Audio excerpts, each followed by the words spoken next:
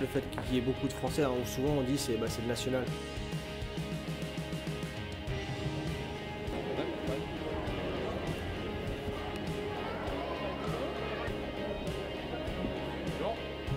C'est un sport de fou, c'est tellement beau. Tu les regardes jouer là, c'est extraordinaire.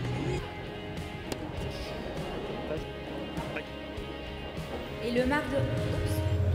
Ok. C'est quelle heure là 15h48. 17h. Bienvenue dans Près de chez vous, tous les jours à 17h. Cette émission vous fait découvrir notre région comme vous ne la connaissez sans doute pas. En plateau, nos journalistes échangent avec leurs invités pour porter un autre regard sur la culture, le sport côté vestiaire, l'innovation et l'environnement, ou bien même le patrimoine touristique de notre région. Bonjour. Bonjour Jean-François. Bonjour Marion, Bonjour. tout va bien? Très très bien, merci. Super. Alors, près de chez vous, dans le Gard, nous allons nous intéresser à un exemple étonnant de traitement et d'utilisation de marc de raisin et de lit de vin. L'entreprise s'appelle Grappe Sud, recycle ce que l'on appelle les sous-produits de la vigne pour fabriquer des colorants, de l'huile ou bien du biocarburant. Avant de retrouver Marion et ses invités pour débattre du sujet, je vous propose de regarder ce reportage. On se retrouve sur le plateau dans 4 minutes.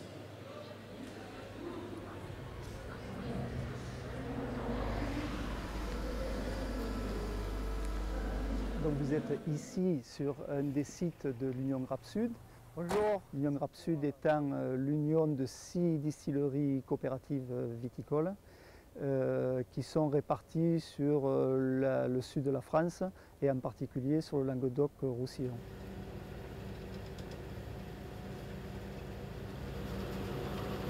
Alors les distilleries viticoles collectent et valorisent les sous-produits de la vinification, les marcs de raisin et les lits de vin, en essayant d'apporter une plus-value et une autre richesse au raisin, la première richesse étant le vin.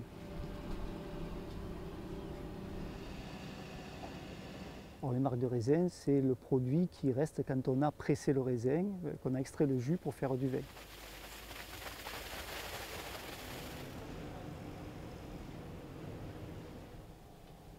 Donc à partir des marcs de raisin, on produit une multitude de produits, en particulier des colorants. Un colorant rouge naturel issu des marcs de raisin qui sert aux industries agroalimentaires, en particulier pour tout ce qui est boisson. Le marc arrive directement ici, il est pesé, échantillonné pour faire une analyse sur ce marc, pour savoir le potentiel du marc en alcool, en sucre et en couleur. La base c'est l'alcool, la base des distilleries coopératives c'est l'alcool, mais nous on trace ici, on est spécialisé dans la couleur.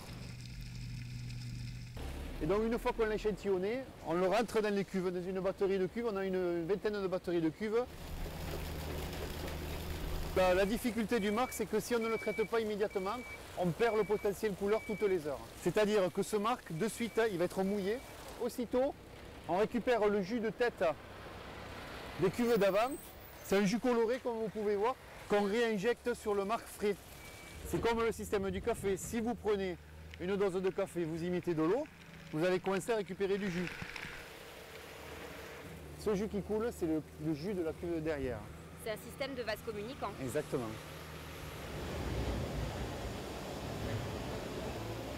Mais on élabore aussi beaucoup d'autres produits, des pulpes de raisin, des pépins de raisin qui vont servir à fabriquer de l'huile de pépins de raisin, des polyphénols, des alcools qui servent à la fabrication de biocarburants. Donc on essaie d'innover, de créer de nouveaux produits, de créer de nouvelles applications aux produits qu'on a mis en œuvre, et en particulier sur un projet qui s'appelle Phytomark et qui consiste à produire des extraits végétaux pour protéger la plante contre les agressions parasitaires et le stress environnemental. C'est un projet qui a été financé par le Fonds unique interministériel, mais également par la BPI et la région Languedoc-Roussillon. Et le marc de raisin n'a pas encore révélé tous ses secrets. Des utilisations nouvelles, bien sûr, restent encore à inventer avec cette matière première. Et c'est précisément, Nelly Urban, votre mission. Bonjour. Bonjour. Vous êtes responsable de la recherche et du développement chez Grappe Sud. C'est vous qui planchez sur les applications de demain. À vos côtés, Patrick Julien, on vous voit dans le reportage. Vous êtes le directeur général de cette union de distilleries viticoles. Alors, on va bien sûr aujourd'hui largement parler d'innovation. Mais avant ça, je voudrais qu'on dise un petit mot sur les distilleries elles-mêmes. On peut se féliciter aujourd'hui de leur rôle environnemental. On y reviendra. Mais elles ont été créées au départ dans un contexte bien particulier. Et surtout, monsieur Julien, à cause d'un impôt. Oui, donc elles ont été créées à un moment où, au début des années 1900, il y avait une surproduction de vin et une crise viticole. Et donc, il a été décidé d'obliger les producteurs de vin à livrer les sous-produits, les marques de raisin, les lits de vin, à la distillerie pour produire de l'alcool. Et ça dans le cadre d'un impôt en nature qui s'appelle les prestations viniques. Tout producteur doit livrer une certaine quantité d'alcool qui est proportionnelle à la quantité de vin qu'elle produit, qu'elle élabore. Et tout ça pour éviter donc qu'on surproduise du vin. C'est vrai qu'à l'époque, donc un petit peu avant les années 1900, on consommait énormément de vin, peut-être même de la piquette. Ça faisait partie de la consommation classique dans une journée, notamment chez les ouvriers. Oui, et justement, ces sous-produits servaient à faire plus de vin que le vin normal, c'est-à-dire qu'on relavait le marc et on faisait effectivement ce qu'on appelle une piquette. On filtrait les lits et tout ça, ça donnait du mauvais vin qui venait encombrer le marché et qui faisait baisser le cours du marché du vin. Donc on a créé ces prestations viniques. Qu'en est-il aujourd'hui? Alors aujourd'hui, elles continuent d'exister, même si aujourd'hui, les producteurs qui avaient avant l'obligation de livrer à une distillerie peuvent livrer ces sous-produits à la méthanisation, au compostage ou à l'épandage.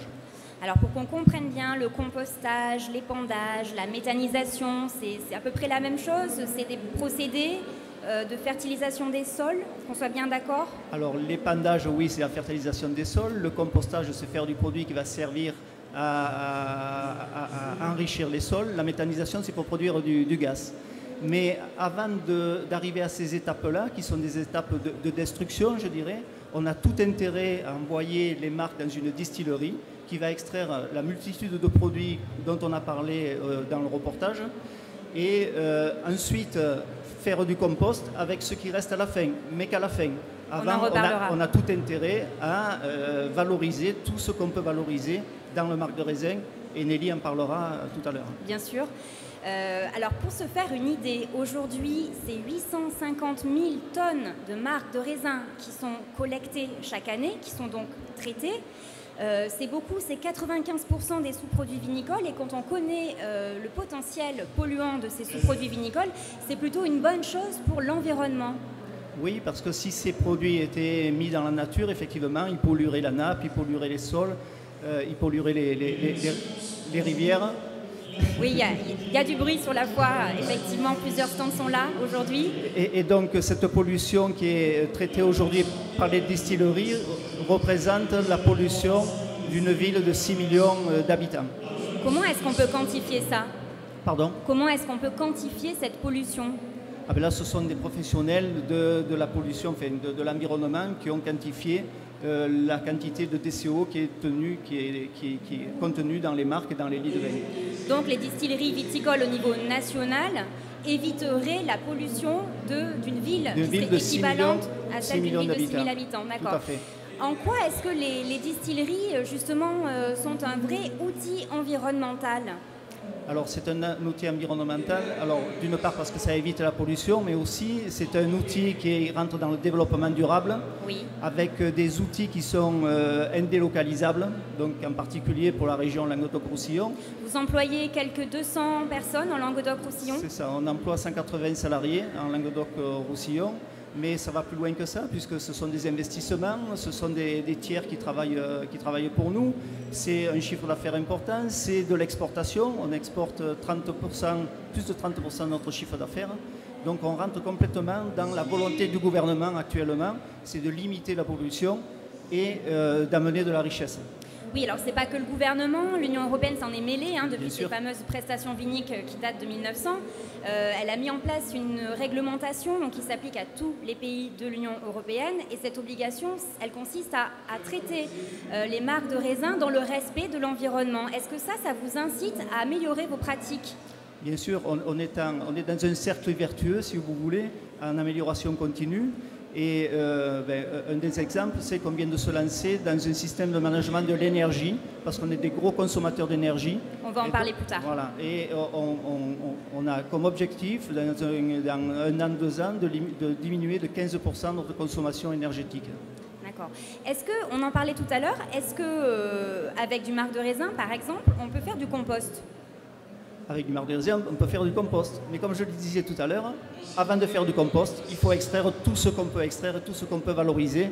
En fait, notre objectif, c'est de traiter les sous-produits de la vinification à un coût zéro pour le viticulteur.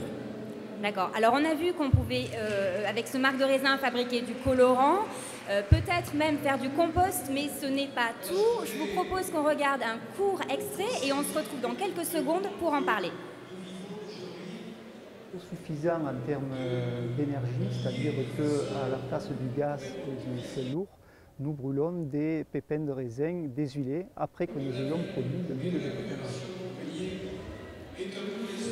Alors le pépin de raisin, on l'a vu dans ce court extrait, a une très longue vie puisqu'il sert notamment à fabriquer du colorant, mais aussi donc de l'huile de pépin de raisin. Et ensuite, vous utilisez encore ces pépins en les brûlant pour créer de l'énergie thermique. À quoi elle vous sert cette énergie que vous créez? Est-ce qu'elle est utile pour toutes les machines qu'il y a dans la distillerie?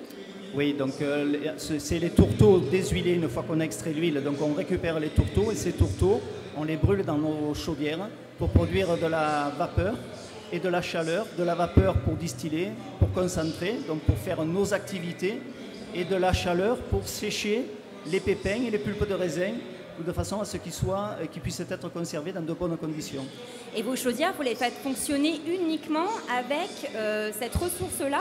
Voilà, tout à fait. Donc on a substitué le fioul lourd et le gaz par de la biomasse. Alors Nelly, on l'a un petit peu entendu dans le sujet, on peut tirer du marc de raisin et en particulier des pépins, vous direz si je me trompe, des polyphénols. Alors les polyphénols, on retrouve beaucoup ce terme notamment dans la cosmétique. Qu'est-ce que c'est exactement les polyphénols? Comment est-ce qu'on les extrait et surtout quelles sont leurs vertus? Alors les polyphénols sont une grande famille de composés en fait. Alors peut-être que vous avez entendu parler des anthocyanes, c'est la molécule qui donne la belle couleur rouge au vin rouge.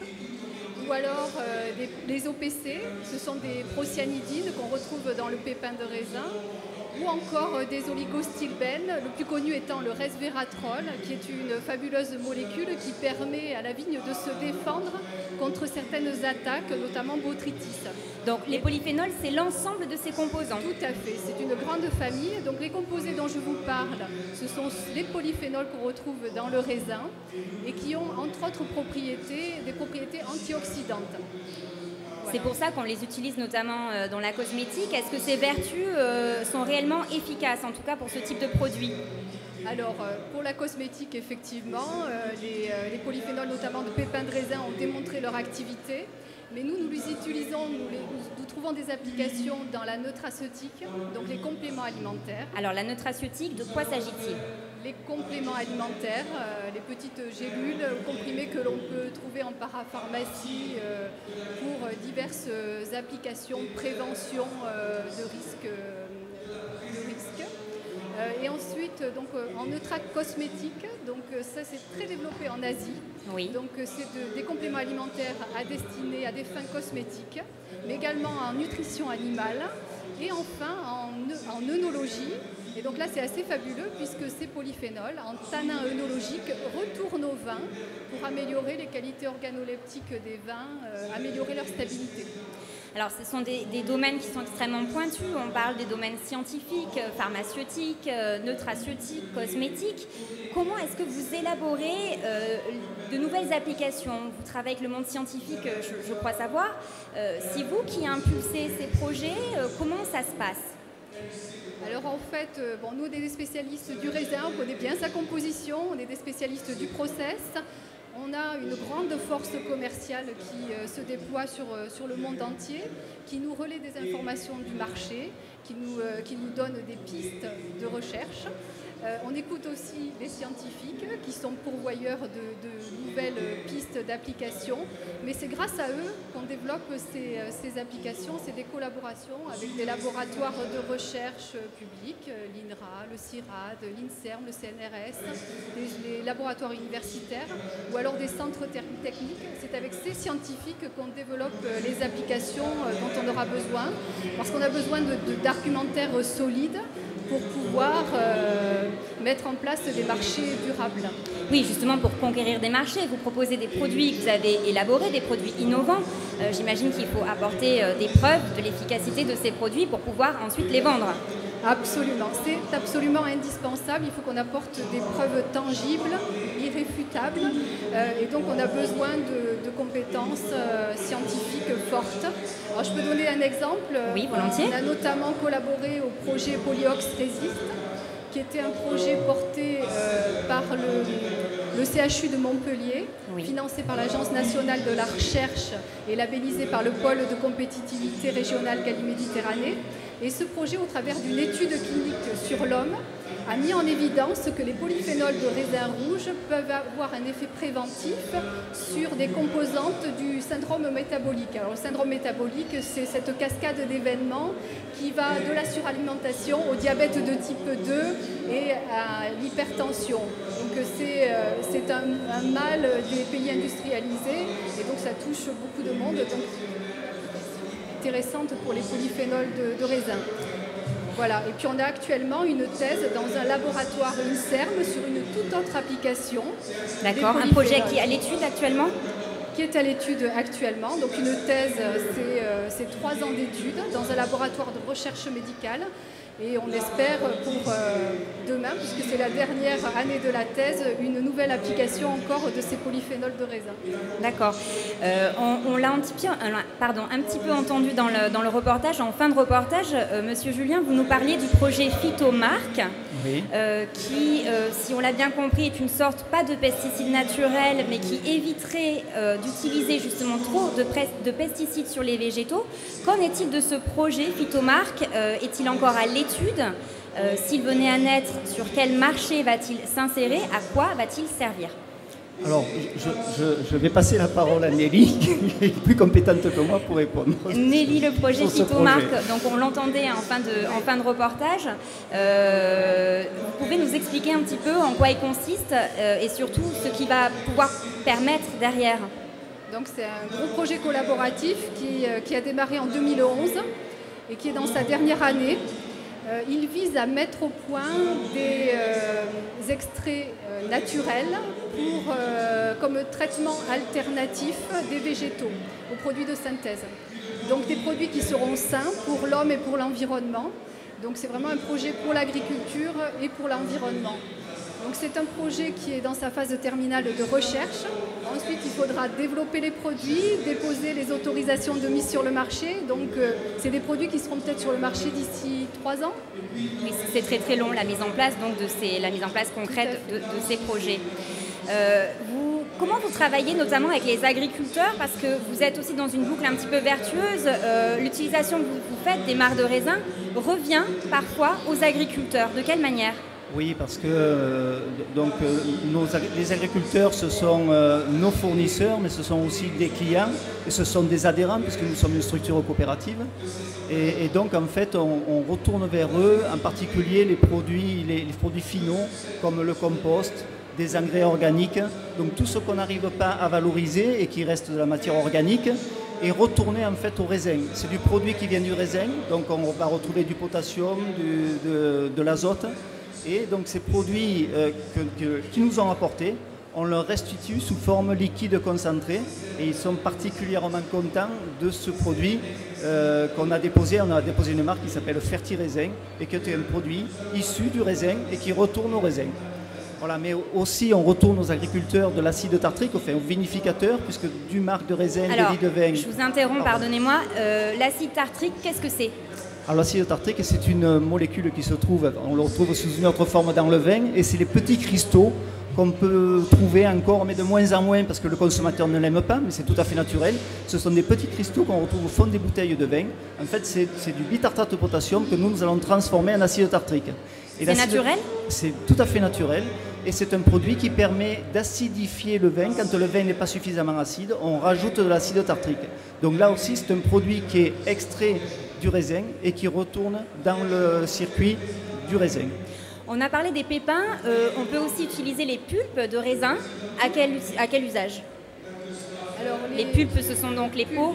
Tout à fait. Donc, déjà, on fait des polyphénols avec les pellicules de raisin, n'est-ce pas?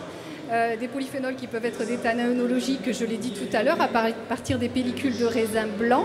Et puis ensuite, ces pulpes, une fois qu'on a extrait déjà tous ces composés, il reste une portion de fibres importante. Donc ça peut être utilisé en alimentation animale. Ça peut être aussi utilisé... C'est-à-dire qu'on s'en sert vraiment pour nourrir le bétail. Tout à fait. Ça peut être utilisé comme amendement organique dans les engrais. Et puis enfin, ça peut servir de combustible. D'accord. Tant de choses. J'aimerais qu'on finisse aujourd'hui sur une valorisation nouvelle. Un produit particulièrement surprenant, innovant, c'est une vodka. Fabriquée, élaborée à partir de marcs de raisin. C'est une vodka 100% made in Languedoc-Roussillon. C'est un produit sud de France. Est-ce que vous pouvez nous expliquer comment est né ce projet d'élaborer un alcool haut de gamme avec les marcs de raisin du Languedoc-Roussillon? Ouais, alors, comme je le disais, on essaie de traiter ces sous-produits à coût zéro pour le viticulteur. Et donc, on a intérêt à apporter une valorisation la plus importante à nos produits et donc à l'alcool. Aujourd'hui, la majorité de nos alcools de marque partent à la biocarburation, c'est-à-dire qu'il y en a dans l'essence. Donc quand vous faites le plein de votre voiture, vous ne le savez pas, mais il y a à peu près 5% d'alcool issus de marques de raisin qui sont dans l'essence.